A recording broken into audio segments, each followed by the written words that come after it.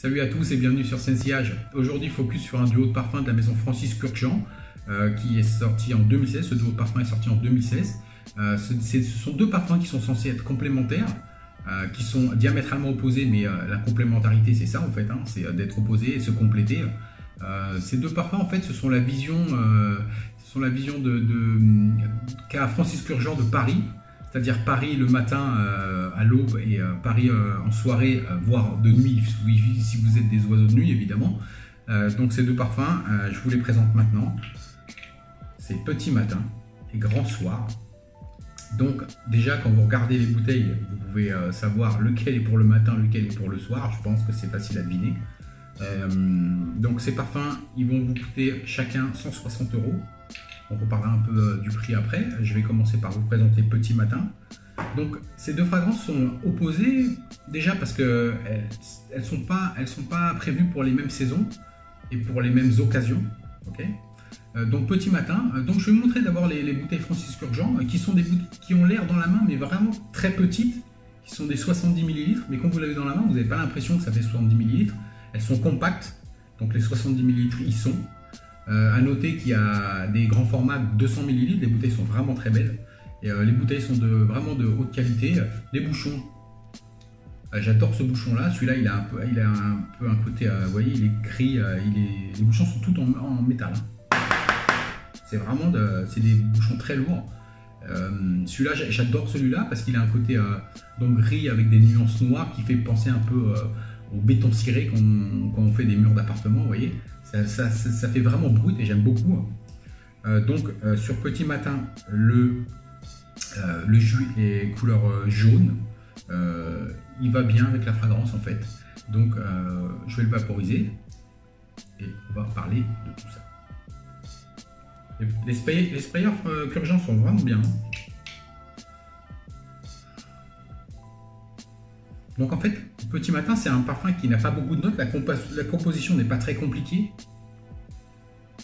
mais l'exécution est vraiment maîtrisée à merveille.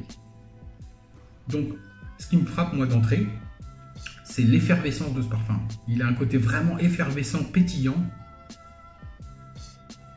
Donc on peut, d'entrée, on sait que ce parfum est vraiment très frais et très propre. Donc les notes, je vais vous les donner.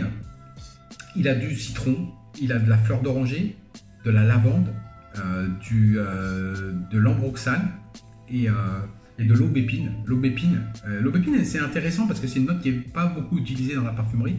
Il n'y a pas beaucoup de fragrances avec de l'aubépine. L'aubépine, c'est un arbre qui donne des fleurs, qui fait partie de la famille du rosier, malgré qu'il n'a pas vraiment cette odeur de rose, mais c'est dans la même famille. Donc évidemment l'aubépine c'est floral, il a un côté sucré, tendance mielleux, vous voyez. Donc il donne un petit côté sucré à la fragrance. L'ambroxane a vraiment des facettes ambrées et musquées. Quand je vous ai donné les notes, je ne vous ai pas parlé du musc parce que je vais vous en parler un peu plus en détail. Et l'ambroxane est vraiment un côté frais aussi. Le citron est superbe, le mix citron fleur d'oranger vous fait allègrement penser à du Neroli, et il a l'ambiance Neroli, même si le Neroli n'est pas listé. Donc la fleur d'oranger a ce côté frais, un peu sucré aussi. Donc je voulais vous parler du musc, parce que le musc, moi je ne suis pas un gros fan de musc, vous voyez, j'ai des parfums avec du musc, mais je ne suis pas un gros fan de musc, parce que le musc, c'est quand même, dans son état général, c'est quelque chose qui peut être doux, mais qui est souvent, qui a des côtés animaliques que j'apprécie moyennement, ok. À savoir que dans les fragrances Francis Kurkdjian, à chaque fois que Francis utilise du musc, il le traite d'une façon exceptionnelle, tout le temps.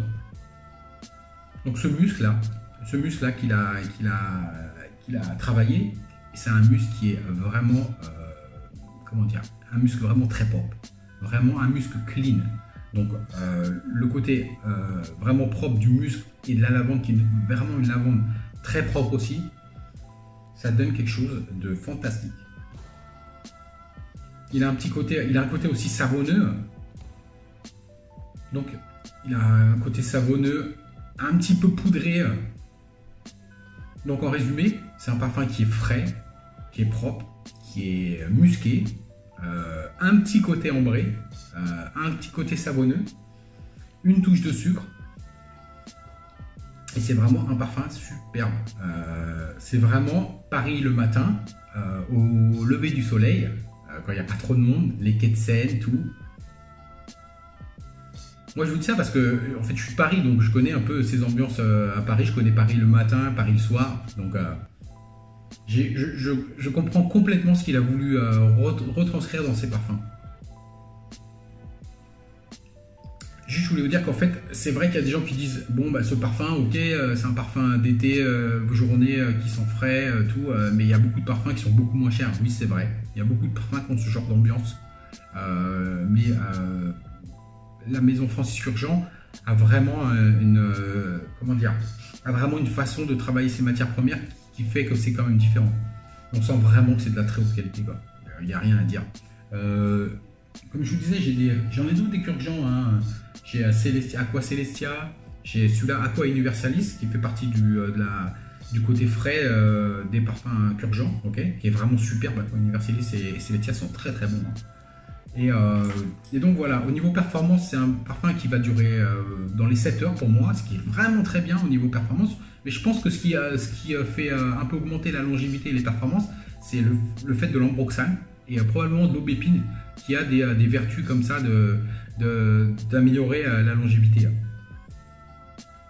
C'est un parfum qui est vraiment unisexe, qui a même tendance à être un peu côté féminin. Mais si vous avez confiance en vous, que de mettre des fragrances qui sont fraîches, qu'on a un côté fleurs blanches, il n'y a aucun problème. Il n'y a aucun problème. Donc c'est vrai que ça fait penser à certaines fragrances, je vais vous montrer. Hein. C'est vrai que ça peut vous faire penser à John Varvatos Artisan Pure, qui est un parfum qui a cette ambiance Neroli. Celui-là, il a pas de Neroli en fait. Hein. Il a vraiment cette atmosphère Neroli, mais il n'a pas de Neroli. C'est la combinaison fleur d'orange et citron qui donne cet aspect Neroli, quoi. Okay, celui-là, c'est un peu pareil. Il a de petits grains, mais il a vraiment un côté Neroli, hein, Varvatos. Donc voilà, c'est vraiment une très belle fragrance. Je voulais juste attirer votre attention sur le fait aussi il a de la fleur d'oranger. Donc la fleur d'oranger, ça fait un peu féminin, c'est vrai. Mais Francis Kurkdjian a été le premier parfumeur à introduire la fleur d'oranger dans les fragrances pour hommes en 2007. Et cette fragrance, je vais vous la montrer, c'est Jean-Paul Gaultier, Fleur du Mal. C'est vraiment une fragrance superbe qui a été peut-être un peu incomprise au départ quand c'est sorti parce qu'il n'y avait pas de fragrance florale pour hommes à cette époque-là. Francis Kurkdjian a composé ce parfum et mis de la fleur d'oranger dedans. C'est un parfum vraiment superbe, discontinué. Si vous le trouvez, il va être vraiment cher. Mais c'est un parfum à découvrir aussi si vous arrivez à l'avoir. Okay, donc, petit côté féminin, ce parfum, il est vraiment rafraîchissant. Comme je vous disais, il est effervescent, il est énergisant. Vous voyez, il me fait un peu penser à... J'ai un peu la même sensation quand je mets, par exemple, en sortant de la douche, Mugler Cologne. Mugler Cologne, c'est un parfum vraiment, en sortie de douche, c'est mon préféré parce qu'il a ce côté vraiment rafraîchissant et énergisant, vous voyez. Ah, j'adore Mugler Cologne. Okay. Donc pour moi, petit matin, c'est vraiment une réussite. Malgré ce que les gens peuvent dire que c'est cher, qu'il y a des parfums qui sont un peu similaires, la qualité, elle est là. La qualité est indéniable, ok. Pour moi, c'est vraiment une de mes 2-3 fragrances préférées d'été. J'adore ce parfum, vraiment. Hein, ok. Ce serait sûrement le premier s'il n'y avait pas celui-là, en fait. Voilà, je vais vous montrer. S'il n'y avait pas celui-là, ce satané Mandarino di Amalfi de Tom Ford, celui-là serait numéro 1 tous les jours. Mais voilà, il est numéro 2, hein, juste derrière Mandarino di Amalfi. Mais c'est vraiment une super fragrance à essayer d'urgence. Ok. Donc le deuxième, celui qui est plus pour les soirées, pour la nuit, et vous voyez clairement la couleur du jus. Il inspire vraiment la nuit, il a une couleur ambrée, et à juste titre parce que c'est une fragrance qui est basée sur l'ambre et la vanille. Donc faites attention, je voulais vous dire, faites attention quand même si vous vaporisez sur vos fringues, si c'est si c'est des chemises ou des polos blancs, je sais pas, ça risque de tacher peut-être, donc faites un peu attention, ok? Donc Petit Matin est vraiment fantastique. Donc Grand Soir, alors, passons à Grand Soir. Donc Grand Soir c'est pareil, c'est une composition qui n'a pas énormément de notes. Il a de l'ambre, de la vanille, il a du benjoin, il a du labdanum et il a de la fève de tonka. Donc on regarde la composition, c'est pas une composition exceptionnelle. Je l'avais vaporisé un moment, mais je vais le revaporiser. Et les sprayers Francis Turgeon sont bien. Ah, donc voilà. Donc ce qui frappe d'entrée, c'est tout de suite ce côté chaud, ce côté rond, ce côté invitant. Donc l'ambre et la vanille sont les deux notes principales. C'est un parfum qui est ambré vanillé, tout simplement. Mais la vanille est quand même bien supportée par le benjoin qui a des aspects vanillés et balsamiques. Donc ce parfum il a un petit côté résineux aussi à cause du labdanum. De labdanum qui a aussi des aspects ambrés. Donc ces aspects ambrés viennent supporter l'ambre en fait. Et la fève tonka donne ce côté sucré. Et il est quand même assez sucré. Hein. Et en fait, c'est une fragrance qui n'a pas une très grosse évolution.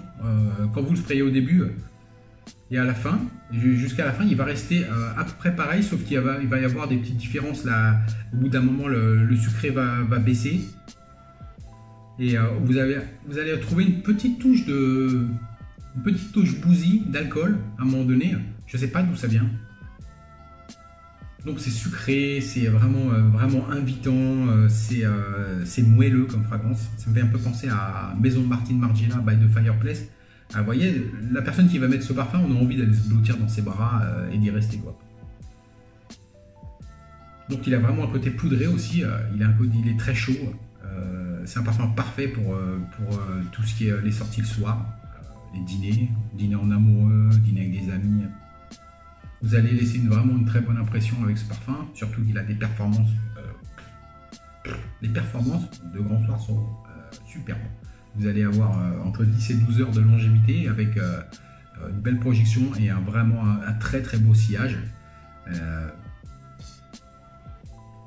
Je vous dis honnêtement, hein, j'adore ce parfum, mais je ne suis pas un fan d'ambre en note dominante. Vraiment pas. J'aime bien l'ambre, les parfums qui ont des atmosphères ambrées, mais je ne suis pas un fan d'ambre à note dominante. Celui-là est une exception pour moi. Je vais vous montrer, j'en ai deux autres vraiment que j'aime à base d'ambre. Le premier c'est Issey Miyake Noir Ambré, qui est un parfum discontinué aussi, qui est un designer qui s'en niche à fond de cale. C'est un parfum vanillé ambré comme le Grand Soir. Il a des touches de cuir. Et il n'est pas traité de la même façon que Francis Turgeon a traité le Grand Soir. Les deux sont superbes, mais ils sont différents, malgré qu'ils ont des notes en commun. Et l'autre que je voulais vous montrer, c'est vraiment, je pense que c'est mon parfum ambré préféré. Ça vient de la maison Arabian Oud et c'est Kalimat. Donc Kalimat, c'est un parfum exceptionnel qui a été élu 2 fois meilleur parfum du monde en 2006. C'est un parfum qui a vraiment note dominante ambre, avec du miel et de la myrtille et de l'anis. C'est un parfum vraiment, quand vous le sentez, vous sentez la Mecque. Vous sentez la Mecque, c'est un parfum qui est très spirituel, vraiment un gros côté religieux. C'est un parfum, quand vous mettez ça avant de dormir, vous êtes sûr de super bien dormir.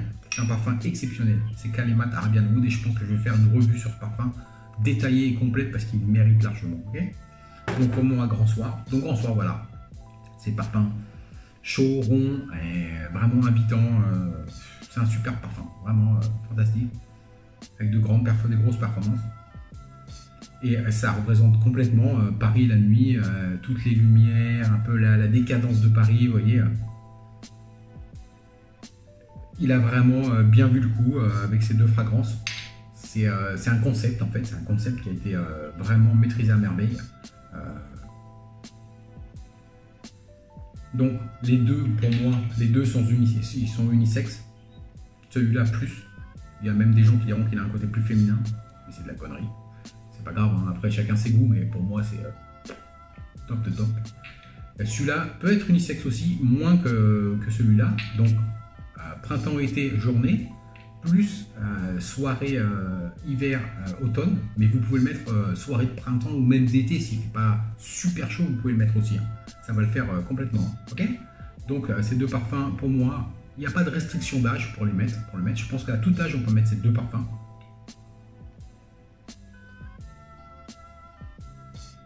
Ils sont vraiment différents, mais c'est vrai qu'on sent une certaine complémentarité dans ces parfums. Si vous voulez l'essence de Paris en deux parfums, ce sont les deux qu'il faut avoir. Ok. Donc, je vous remercie d'avoir regardé la vidéo. J'espère que ça vous a plu. On va se revoir très bientôt pour d'autres vidéos. Et je vous souhaite une bonne journée à tous et à bientôt. Salut.